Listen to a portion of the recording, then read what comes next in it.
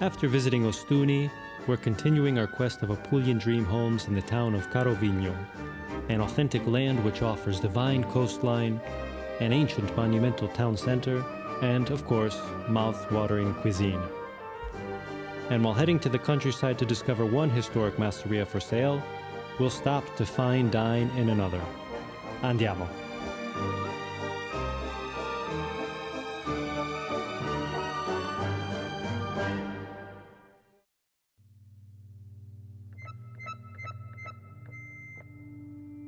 La terra e il mare, the land and the sea. Puglia is renowned for both. My day in Carovigno begins on the Adriatic Sea, at Santa Sabina. And at 6 a.m., my only company is the rising sun. Santa Sabina is just one of the many beautiful spots of Carovigno's 14-kilometer coastline. Here, the colors are mesmerizing, the water crystalline, the air inebriating. I can't think of a better way to start showing you this magical town.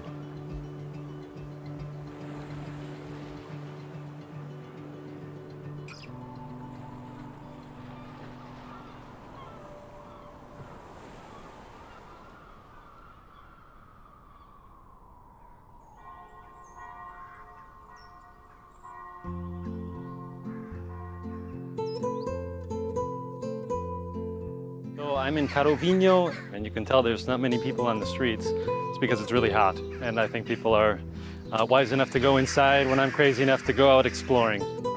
The hilltop center of Carovigno is crowned by its castle. It dates back to at least the 12th century, and its beautiful courtyard testimonies its use as a noble residence. Passing through its stone gates will bring you to the Chiesa di Sant'Anna, the Church of Saint Anne, which was built by a local prince of the Kingdom of the Two Sicilies in the 18th century. But perhaps the heart of Carovigno can be found in Piazza Insegna. This main square is dotted with restaurants, cafes, gorgeous palaces, monuments both civil and religious, and of course, a plethora of shops for your day-to-day life.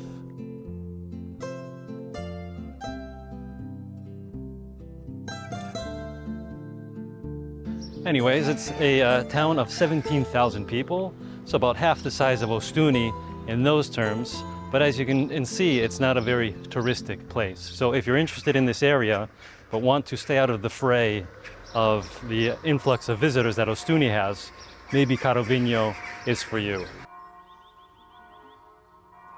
The Dolce Vita in Italy isn't only architecture, history, and food.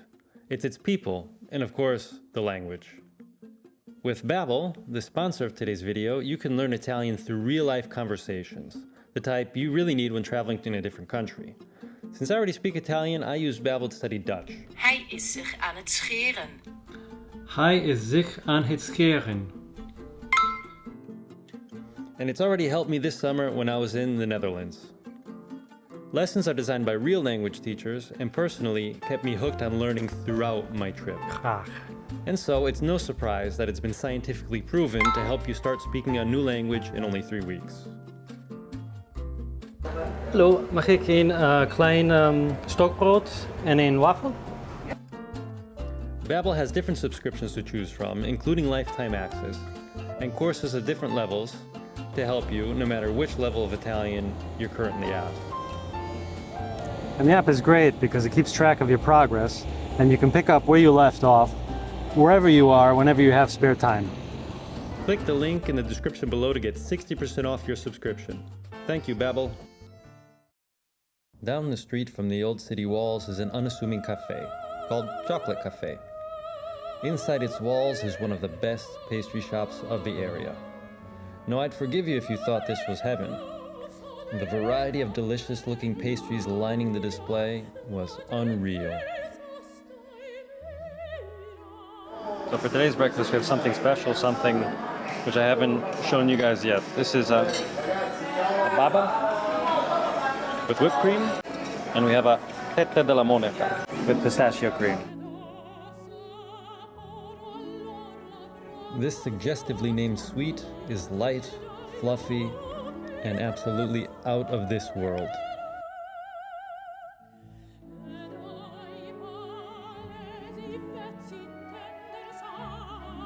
The baba is a pastry typical of Naples. It's soaked in sweet rum, and mine was filled with cream. Just divine.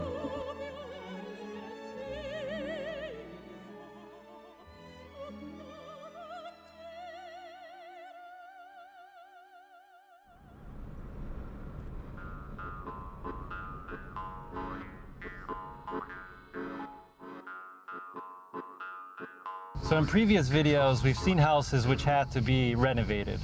Today we're going to see a masseria which has some renovation to be done on it.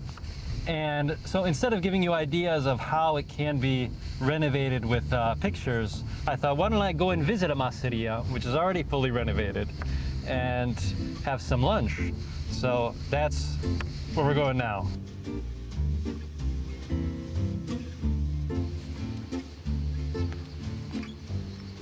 Look at this. It is gorgeous.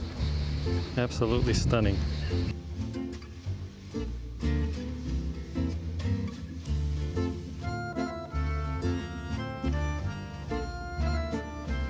My appetizer is a charcuterie board with capacollo, pancetta, and salame, and another with local pecorino and caciocavallo cheeses.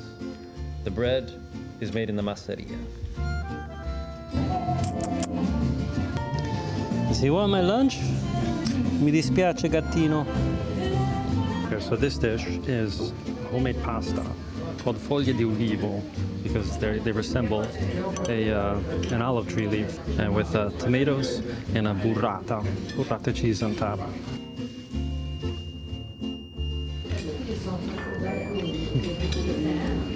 So good. Oh my god. So this is the il secondo, which is the main course, and it's with bombette, meat rolls stuffed with cheese, accompanied with these oven roasted potatoes. Perfectly crunchy on the outside, salty, delicious melted cheese on the inside. This is really quality stuff. And we're finishing off with a semi-freddo with almonds, grown in this very masseria.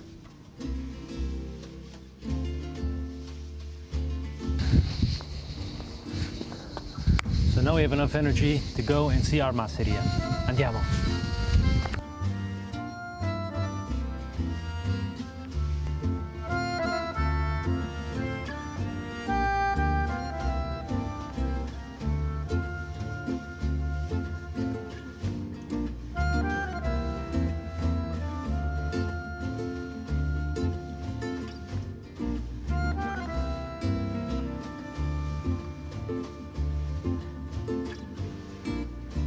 Okay, so we made it to this gorgeous masseria. Really excited to be here to see this. It's beautiful nature all around. We can hear the insects chirping out in the middle of nature. Really, really gorgeous. But so is this house. Alex, tell me about this house, this masseria. More of a house, it's a masseria. Exactly. Yeah. And, look, we're looking at 400 square meters of antique masseria. There's actually a date on this, and we'll definitely focus on that. 1817, this property was built around then. With 400 square meters on 8 hectares of land. So absolutely stunning property we're showing you today. And obviously we wanted to show you the key as well that we're going to be using for the door. They don't make them like this anymore.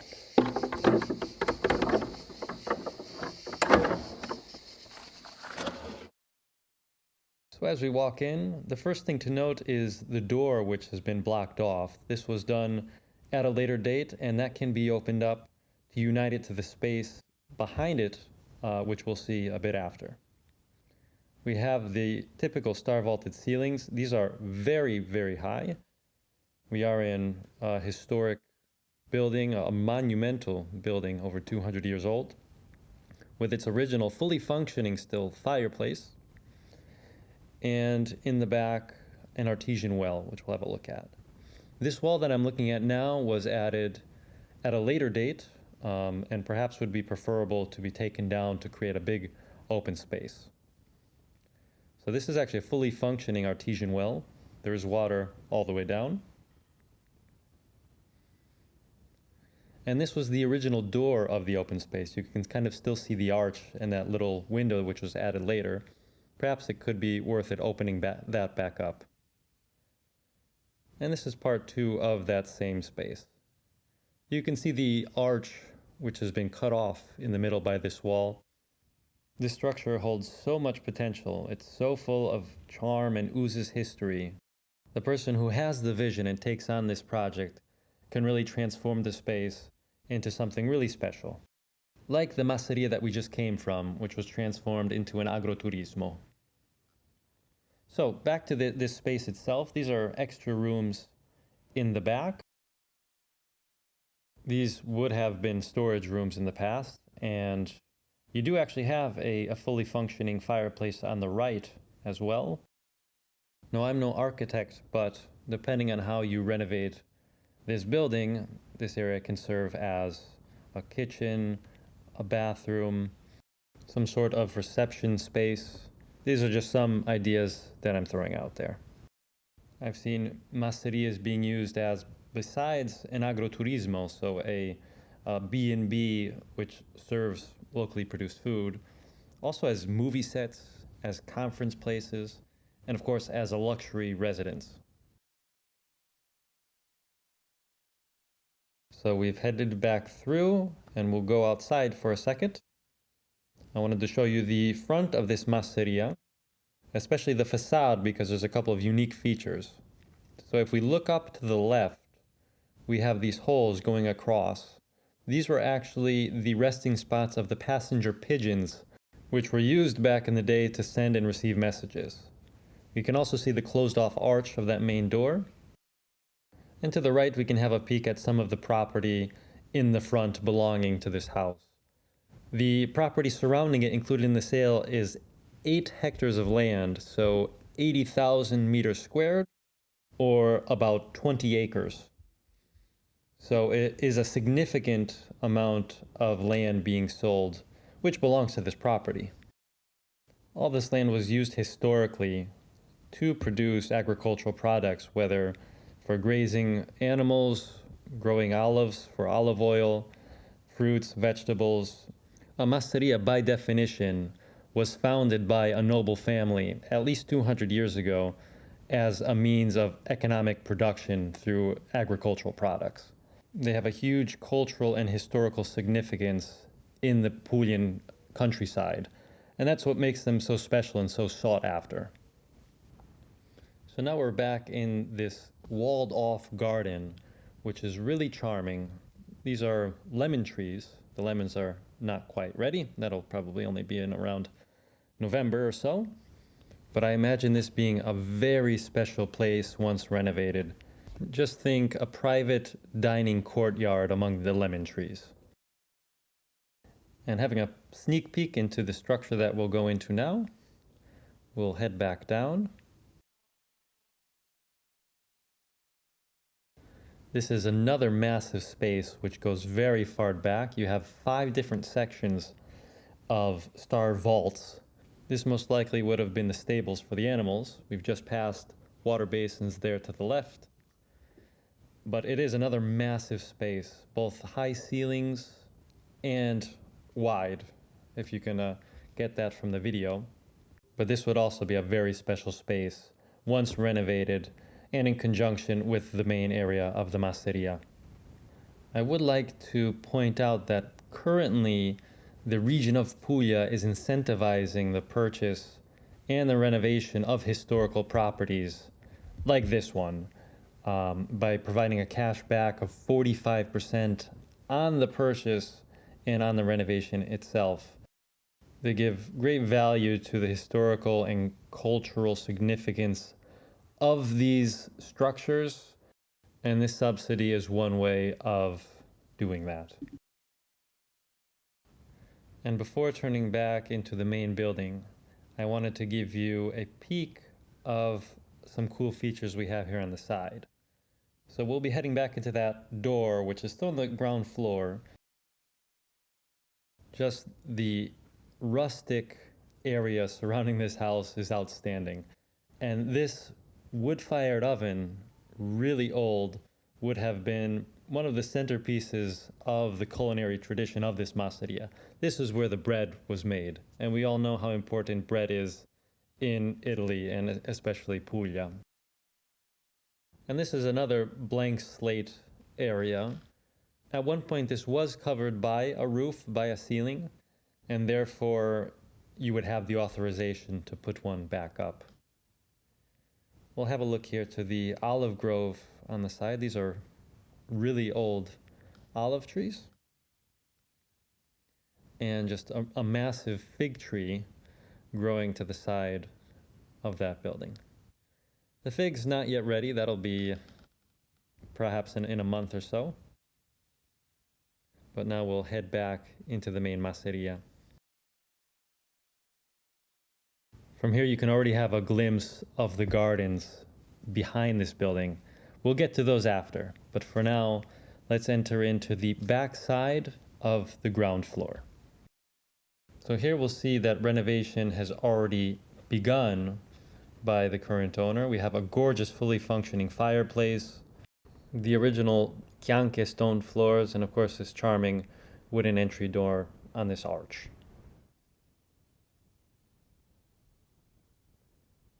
Of course, we have the star vaulted stone ceilings, which are very high as the division on the other side. And we'll have a look at the finishes already on this renovated fireplace. Very nice. So we'll have a peek at what has been renovated here so far. This would have been a new kitchen with perhaps a small bathroom in the back, or a small useful space connected to that kitchen in the back. You can see electricity, wires, lighting, water connections have all been made already. So I'll give you a closer look at those details, these stone tile walls, the connections, the arch ceilings. One could continue with these renovations, or the other possibility, and I'll give you a quick peek at that, is that big wall on the left coming out there actually connects to the front space and can be taken down under the arch to create one massive room here on the ground floor. So you do have several options. This could be a suite in the back and something else in the front, or one big open space. And we're going to head upstairs, and I'll give you just a closer detailed look at the star vaulted ceilings. And we'll enter now into the top floor. We do have a door for entry on the left, another renovated fireplace here. Renovation has started on this top floor as well, as you can obviously note. Revealed stone ceilings, the connections for electricity, for lighting have already been installed. And we'll walk through into this middle corridor section. This has been closed off to create a bathroom in this back half. Everything has already been fitted. We have the connections for the toilet, bidet, lighting. So really it would just be a matter of putting the finishing touches on this space.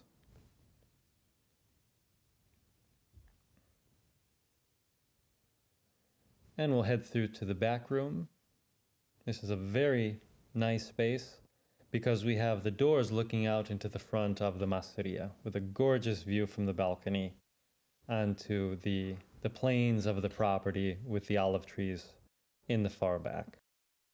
This would make for a very gorgeous, a very special master bedroom. This is another nook with a little window looking out to the front. But now that we've had our full look at this top floor, we'll head back through, and I'm going to show you the beautiful botanic garden area, which we had a glimpse of earlier.